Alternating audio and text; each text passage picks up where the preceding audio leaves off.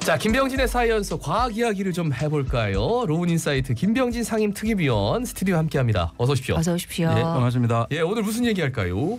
이제 올해 며칠 안 남았습니다. 예. 네. 올해 근데 우리나라 과학기술에도 굉장히 다사다난했거든요. 네. 예. 근데 이제 그 중에서 좀 중요한 이슈 몇 개 뽑아가지고 하며 올해 마무리하려고 좀 준비를 좀 했습니다. 과학계 뭐 10대 뉴스 뭐 이런 거네요. 예, 10대까지는 안 되고 시간이 많이 없어서 그렇지. 중요한 거 몇 가지만 좀 짚어볼까 합니다. 어떤 거 뽑아오셨습니까? 그래서 일단은 이제 올해 연초에 그 우리나라에서 쏘아올린 그 우주 기술 중에서 달 탐사선이 있습니다. 다누리호라고. 얘가 이제 정상 임무를 수행했다는 소식. 그다음에 이제 우리 그거를 쏘으려고 하는 기술이 이제 우주 발사체 기술인데 우리 누리호가 올해 3차 발사해서 굉장히 성공적으로 운영 중에 있다. 우주에 관련된 얘기 2개 하고요. 그다음에 한때 우리 좀 이슈가 많았던 초전도체 잠깐 보고 그다음에 연말 마지막 때 이제 우리 정부 R&D 예산 상각됐다고 그거 지금 어떻게 됐는지 한번 살펴보고요. 그 외에 이제 국제적으로 좀 중요한 이슈들 시간 되면 한번 살펴볼까 합니다.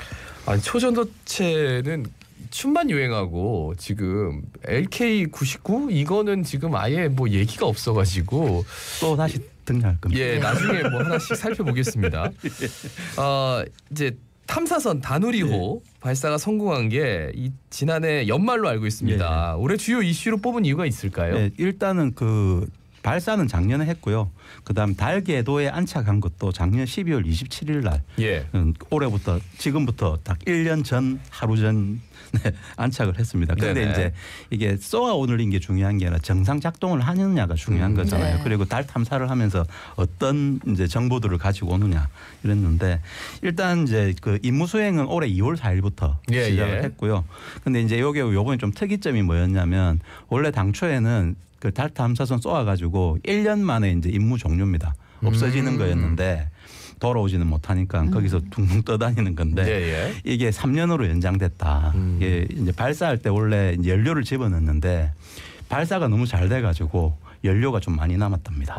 그래가지고 지금 남은 연료량으로 보면 당초 1년에서 한 3년까지 연장해서 임무를 할 거다라고 이제 분석이 됐고요. 그다음에 이제 우리 다누리호가 보내준 정보가 국제적으로도 꽤 중요한 정보들을 많이 보냈습니다. 그리고 우리 다누리호가 하는 게 그 안에 탑재체로 감마선 분광기라는 걸 탑재를 해서 갔는데요. 얘네들이 지금 그 달의 표면의 화학적 성분들 분석을 하고 있습니다. 그래서 그건 앞으로 조금 좋은 결과들이 나올 것 같고요. 그다음 섀도우 캠이라고 이제 어두운 곳을 촬영하는 카메라인데 그걸 나사 거를 같이 탑재를 했는데 그래서 달의 극지방 우리 달도 극이 있으니까 극지방의 영상을 촬영을 하고 있습니다. 근데 이제 중요한 이제 결과가 나온 게 이제 자기장 측정을 하는 그 기술들을 가지고 가 있거든요. 그래서 우리 다누리호가 발견한 게 달의 뒷면이 우리가 늘 보는 건 달의 앞면만 보거든요. 그래서 그 달도 뒷면이 있는데 그 뒷면의 전기 전도도가 더 높다. 이걸 밝혀냈는데 세계 최초로 밝혀냈습니다. 근데 이게 어떤 의미가 있냐면 달의 뒷면이 더 뜨겁다. 우리가 생각하면 앞면이 태양을 받으니까 더 뜨거울 것 같은데 실제로는 뒷면이 더 뜨겁다. 이렇게 볼 수 있고 또는 그 속에 물이 많이 들어있을 거다. 이런 것들을 해서 어쨌든 이런 것들에서 달의 비밀도 밝혀주기도 하고요.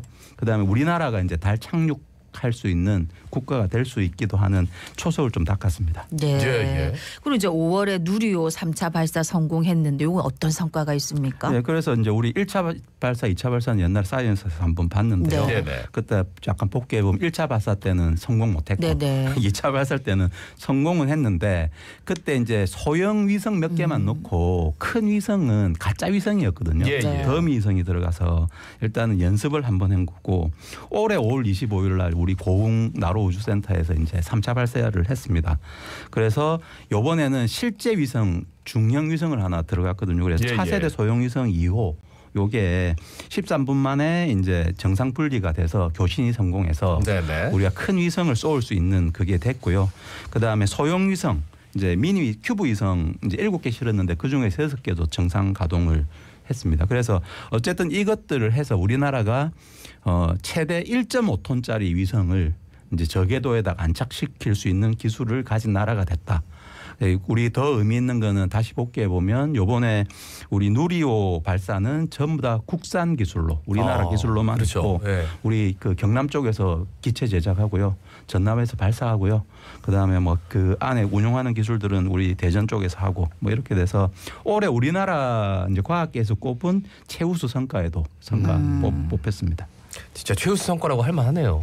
예. 국산 상용화를 진짜 뭐 늘 성공한다, 성공해야 된다 뭐 이렇게 그렇죠. 우리가 노래처럼 얘기하는데 진짜 한 거예요.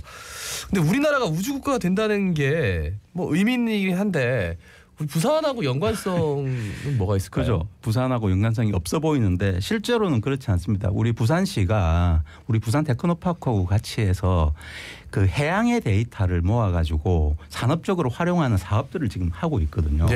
그런데 이제 해양 데이터를 위성으로 모읍니다. 그래서 부산시가 이제 우리 TP하고 같이 해가지고 이 해양 데이터를 모으는 위성을 개발을 했거든요.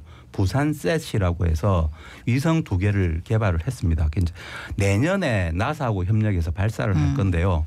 이제 이런 위성들이 뭐 수명이 길지 않습니다. 자주 쏘아야 되거든요. 그리고 요새는 군지 위성체라고 해서 위성을 여러 개 쏘아갖고 정보를 동시에 많이 얻습니다. 근데 지금 이때까지는 우리 이제 부산셋도 내년에 나사에서 쏘아주거든요. 근데 앞으로 이제 이게 국산화가 다 되면 우리나라에서 자주 쏘을 수 있죠.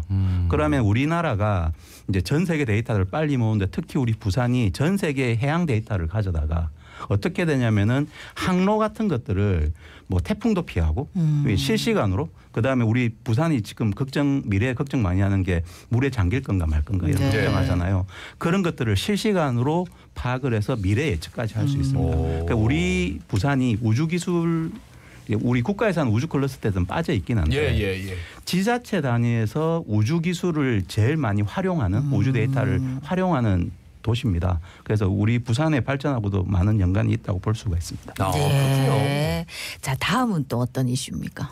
아까 우리 김동현 아나운서 초전도체. 초전도체. LK99는 우리 국민들 많은 분들께서 알고 계십니다.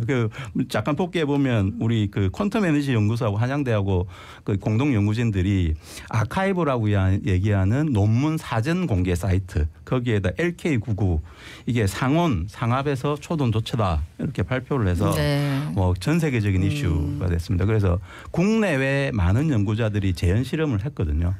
근데 현재까지 결론은 초전도체가 아니다라는 게 현재까지 결론이고요.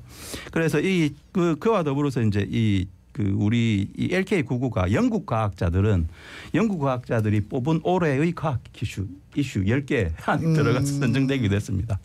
그런데 이제 반대로 또 이제 그 미국의 로체스터 대학의 디아스 연구팀 제가 그때 방송에서 잠깐 말씀드렸는데도 이분이 냈던 초전도체 관련 논문이 올해까지 해서 2건이나 철회가 됐습니다. 가짜라는 거죠. 그래서 이러한 것들 그 초전도체 연구가 이제 실패다. 약간 이런 것들이 올해의 과학계 수치 요건 사이언스지에서 선정했는데요. 그렇게 표현하기도 했습니다. 그래서 우리나라에서 이제 LK99에 대해서 한국 초전도 저온학회에서 검증위원회는 최근에 이제 올해 12월 13일 날 온라인 백서를 발간했는데 그때 공식적으로 초전도체가 아니다라고 했고요. 그런데 또 계속 또 논란은 있습니다. 이 같이 연구했던 논문 저자 중에 한 분이 내년도에 다시 논문 낼 거다. 우리는 진짜 초전도체다. 그래서 ING입니다. 그래서 잠깐 증시해 보시면 약간 아직도 들썩들썩합니다. 이거 한마디에 그냥 왔다 갔다 하는군요. 다음 이슈가 이게 내년도 정부 예산 삭감에 대한 건데 내년도 정부 예산 확정되지 않았나요? R&D 예산 대폭 삭감한다 그래가지고 뭐 전국적으로 들썩였는데 어떻게 됐습니까? 지금도 여전히 걱정은 많습니다. 어쨌든 그 당초 정부 예산안 보다는 증액이 됐습니다. 그래서 당초 정부 예산안이 26조 5천억이었는데 6천억 정도 증액이 돼서요. 원래 25조 9천억인데 6천억 늘어서 26조 5천억으로 이제 최종 확정은 됐습니다. 근데 이게 올해 예산보다 14.7 거의 15% 줄어들어요. 4조 6천억 정도 줄었습니다. 6천억 이거 더 늘리는 것도 정말 어렵게 쉽지 않았고요. 예. 근데 이제 이게 이제 그 늘린 예산을 늘려서 이걸 어디다 쓸 거냐 뭐 이런데 이제 기초 연구에다가 좀 투입을 하고 하는데 이거 할 때 그때도 말씀드렸지만은 우리 비정규직 연구자들 인건비라든지 걱정 많다고 했지 않습니까? 그래서 이제 박사후 연구원 그 포스트닥터 연구원들에 대한 지원 사업으로 450억 투자한다고 하고 대학원생 그 연구 장려비로 100억 원 정도 추가로 지원한다. 뭐 이렇게 하는데 요게 1인당 한 1,000만 원 꼴 정도 되거든요. 1년 살아가야 되는데 그렇게 큰 금액은 아니고요. 아유. 그리고 이제 민간 기업에서도 걱정이 많지 않습니까? 그래서 민간 기업에 대한 연구비 그거를 수행하는 분들 그분들한테 끝난 과제도 추가로 좀 지원하겠다라는 그 예산을 반영했습니다. 그래서 16,000명한테 한 1,782억 원인데 아유. 1인당 1,100만 원 정도라서 그러네요. 그렇게 크지는 않습니다. 그래서 여전히 혼란인데 가장 큰 혼란은 아직까지 정확한 삭감 내역을 밝히지 않아서 왜냐하면 급하게 이렇게 많이 바뀌었지 않습니까? 그러니까 내년 1월 2월까지는 돼야지 정확한 예산이 나와서 내년에는 R&D 착수가 좀 늦어질 것 같기도 하고 현장에서 혼란은 계속되고 그래서 이제 제일 걱정이 이러한 불안감 때문에 미래과학자들이 이탈을 많이 할 거다.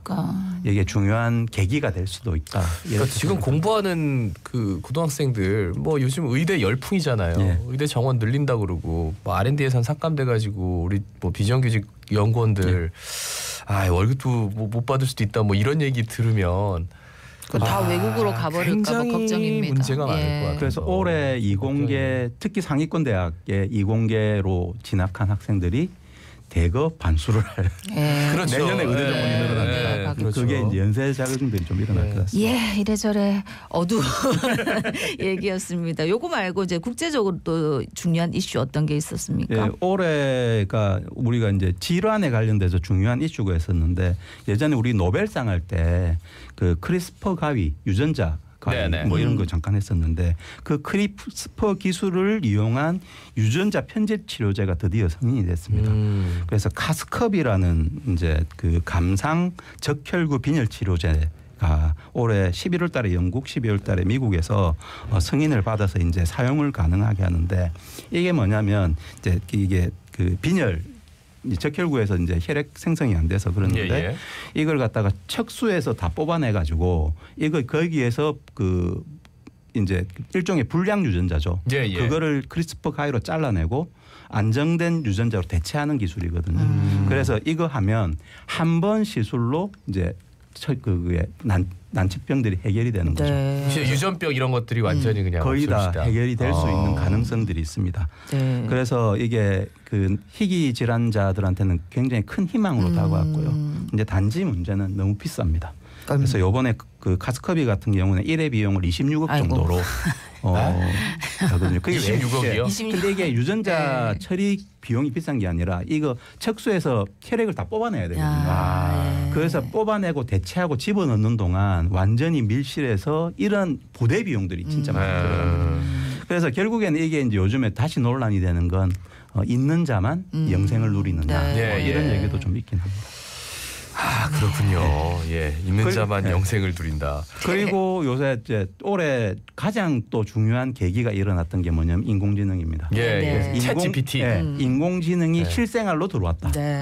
옛날 과학계에서만 있던 얘기들. 그 말씀하신 챗GPT 이게 이제 드디어 실생활에서 하는데 요즘에 거의 많은 분들이 챗GPT 쓰시는 것 같고요. 특히 요새 그 교사분들이 내신 그 생기부 작성할 때 챗GPT 쓰신다고 하는데 이 챗GPT가 올해도 몇 번 진화를 했거든요. 시작할 때 3.0이었다가 3.5 갔다가 지금 4.0 하는데 4.0은 그림도 그려주고요. 원래는 달이라는 프로그램에서 그림을 그려줬는데 이제는 챗GPT 내에서 들어오고 그다음에 웹서치를 자기가 해가지고 웹서치 참고문헌까지 다 달아주면서 그렇게 나옵니다. 그와 반면에 또 구글에서는 바드라는 걸 또 해서 바드는 아직까지 무료인데요. 베타 버전인데 다양한 생성형 AI들 요새 우리나라 기관에서도 이 생성형 AI들을 만들어서 자기 모델로 만들기도 합니다. 네. 어느 순간에는 생기부 작성 그냥 챗 GPT로 해주세요. 그러니까. 뭐 이렇게 하는 날도 오지 않을까. 지금은 이제 금지가 되어 있는데. 예. 근데 지금 아직까지 규정이 명확하지 않아요. 그렇죠. 명확하진 않죠. 그래서 리포트 이런 부분들도 많이 있고요. 논문도 많이 있고요. 또 다시 여기에 대해서 GPT가 했던 것들을 검증하는 네. 그런 기술이 또 반대적으로 또 나오고. 아이고. 다음에는 챗 GP 병진 이렇게 합니다. 이렇게 해가지고 컴퓨터랑 방송할 수 있겠어요. 그럴 수 있어요. AI랑. 네, 와. 네. 알겠습니다. 오늘 말씀 여기까지 듣습니다. 고맙습니다. 예, 고맙습니다. 로운인사이트 김병진 상임특임위원이었습니다. 예. 오늘도 건강한 하루 보내십시다.